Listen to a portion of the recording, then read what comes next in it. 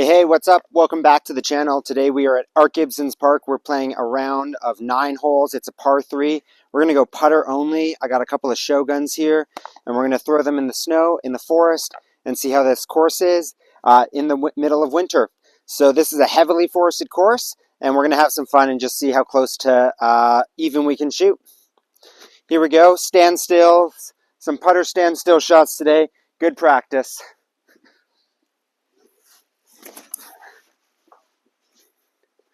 Two off the top just to see how they go.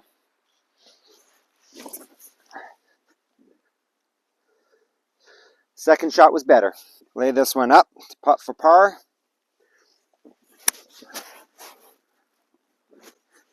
Right at the basket, so that's par on 1. Hole 2 is 187 feet up the hill to the basket there. If it gets around the tree, I'm happy. Oh yeah. We'll have a birdie attempt from there. Set up for the nice little birdie attempt here. See if we can't hit the chains. Just missed it to the right. Throwing for par. Hole 3 is 197 feet going uphill. And we'll zoom in here so you can see where the basket is. Just a little tip of it poking out. One line's kind of here on a flat to slight anhyzer angle, and the other line is through here on a hyzer angle, but that one's really best if you have like a 7 or 9 speed disc. Throwing putters today, I'm going to go for the flat anhyzer line and see if I can hit it.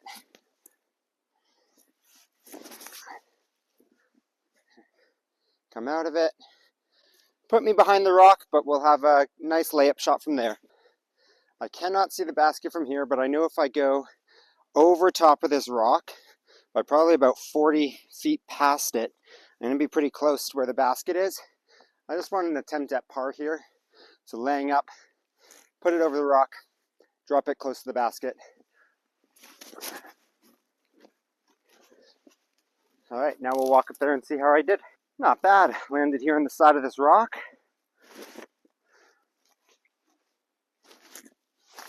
Hey, we'll take the par. This course is pretty nice to play in. It's really treed, so learning to hit your lines and your gaps that you're aiming for, learning nose control on your discs this is a great place for it. You don't get to see the full flight of the disc often because you usually hit a tree, but it is really good for just kind of learning to keep your head in the game when you continuously hit trees, and it's also a beautiful way to walk in the forest. I often play this course with my kids. They come out and they'll throw a bunch of discs and have some fun. Hole 4 is 272 feet. Look through this gap here and you will find the basket right at the end of it. We're even through 3. My boots are full of snow, but we are out having some fun.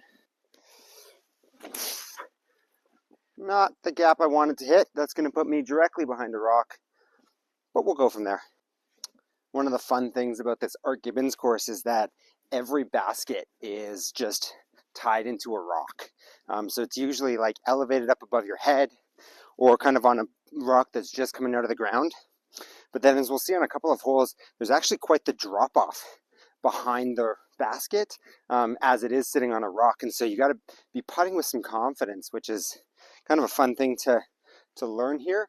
And we're going to set up for our second shot on hole 4. Oh yeah, not even the worst footing. Bit of a hyzer line to the basket.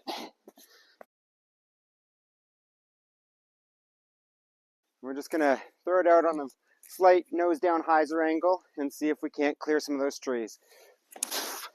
Turn, baby. Okay, giving ourselves kind of a longer than desired par putt here.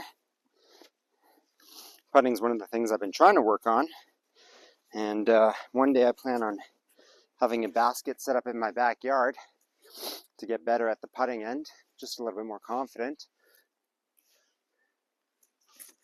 Get in. Oh yes, let's go.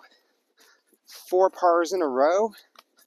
I'll take it. One of the things that I kind of like to do when I go out for a round as a beginner is like, A, you want to just get in some reps. You want to just throw the disc.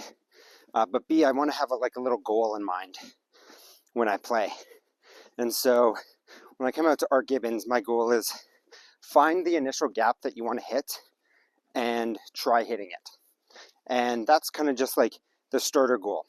The secondary goal is take wherever you land and throw the best layup possible to walk away with pars.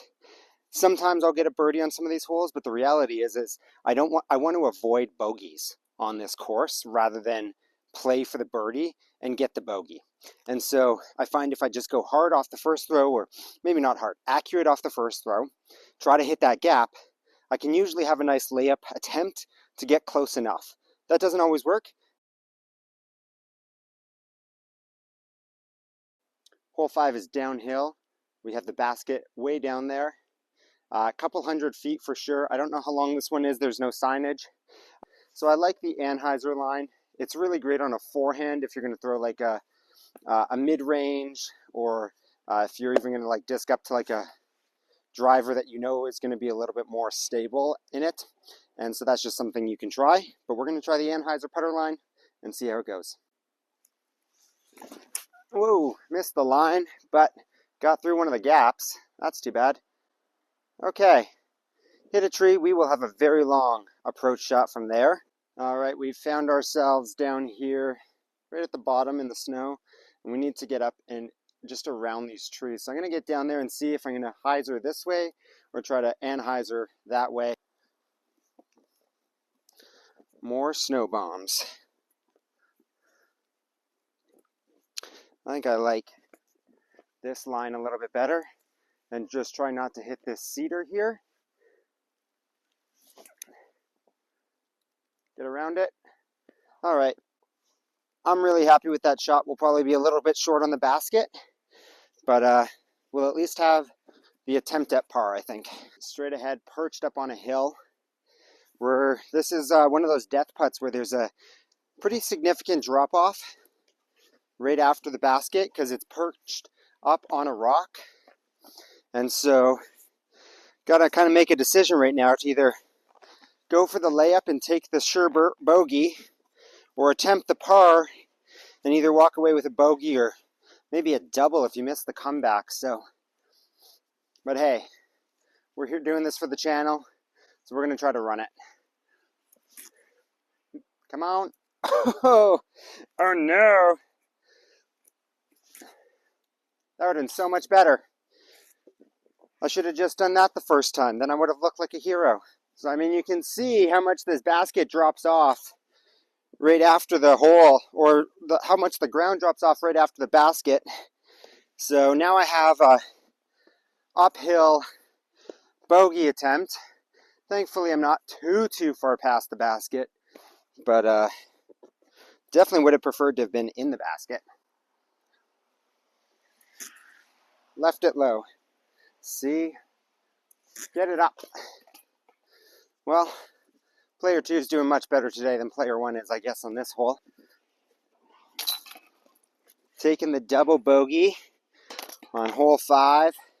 That puts me at +2. Hole 6 is 272 feet. It goes down and back up this gully. There used to be a couple extra trees here in this first gap you have to hit, but they were removed during a wildfire cleanup project here, and so it's made this hole a lot nicer, which is great. So the goal is just to put this disc kind of flat to a slight hyzer to allow it to ride up and hopefully drift to the right a little bit before fading left. Get my footing in. Just don't hit the tree. We all know that's exactly what I'm doing now, isn't it? Terrible.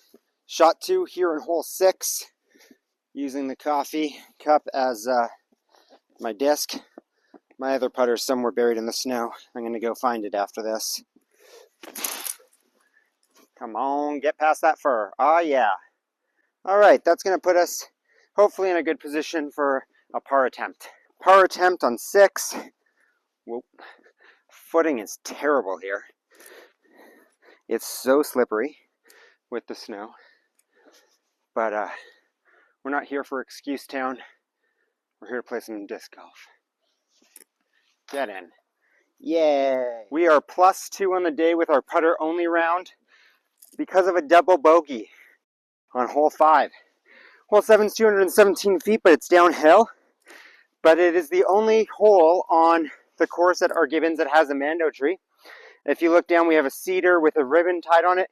You have to be to the right of that tree to be able to get around. Otherwise, there's a drop zone that you can play from as you lose a stroke. This one, you just got to hit the gap and then play it as it is. It's the other hole on the course that has quite the drop off as the basket's really high up in the air. Missed it. Do I throw the second attempt or do I just lose the disc? There it is. Beautiful. Wish I could just use that shot, but my guilty conscience would eat me alive if I didn't use the shot that I missed and just go with the penalty stroke. Drop zone for having missed the mando. I can see my second shot disc stuck in this tree stump down here about 15-ish feet in front of me. So that would have been a great shot to play from. But here we go. We're going to put this out here, lay it up, and hopefully just take the bogey and not the double on this hole. Oh, 5 more feet further ahead. That would have been in the basket for a par. Lined up here for our bogey here on hole 7 after missing the mando. I'm trying out these new lavalier microphones that I picked up. So let me know in the comments if you made it this far in the video and if the microphone is a useful addition to the videos. Thanks for commenting, Mom. We're +3. Oh, fun kick. Woo! Yeah. All right, we are on hole 8, the second last hole here. Basket is there to the left. And so we're going to be shooting off from here and aiming. I want to hopefully put it to kind of the right of in between these trees here and just let it fade into the basket. And so we'll try that. That's to the right of the tree. Let's go. Oh, I hit the chains. That would have been so cool to get an ace. Ah, well, we'll take a chain hit. Alrighty. Attempt for birdie. Yes, we're back to +2 with 1 hole to play. And that was really close to almost getting the ace, but I'm happy with the birdie. There's the basket. The line to hit is right through here with a hyzer shot. It's going to be the last hole on the 9-hole par 3 here at Art Gibbons. If you're playing this on a league night or some friends, it's great to go through it a couple of times, play 18 holes, try your shot, see if you can hit the same gaps the second time or improve your score. One of the fun things about this course is, like, as a solo person coming out, I can play this course in about 30 to 35 minutes by just moving well. And so that makes it a great lunch spot time availability. So it's always great to grab some discs, bring them to work, put them in the car, and hit up Art Gibbons during a lunch break. We're going to throw this out here on hyzer and see if we can't hit a gap again. Get around it. Yes. Oh, hit a tree. Okay, we're in the fairway. Approach shot and a par will be our goal. Here we are with the approach shot on 9. Birdie attempt. We got to run it. I know that didn't work out for me on hole 5, but percentage base, right? The more you run it, at some point, math works out that you're going to run it in your favor. So we're going to try that here. Left it short. We'll take the par and close it out for the day. How exciting.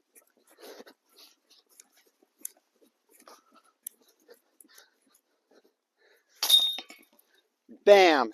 Took our par. +2 on the day here at Art Gibbons with our putter-only Shogun round. If you made it this far in the video, thank you so much for sticking around and hanging out with me. Throughout the winter, I'm going to post a couple of videos when the weather allows for it. And then this summer, I'm planning on doing a West Kootenay disc golf course review and playthroughs and playing through the disc golf courses in the West Kootenays here where I live. So really excited to film that as the weather turns. So if you're interested in following along, you can hit that subscribe button.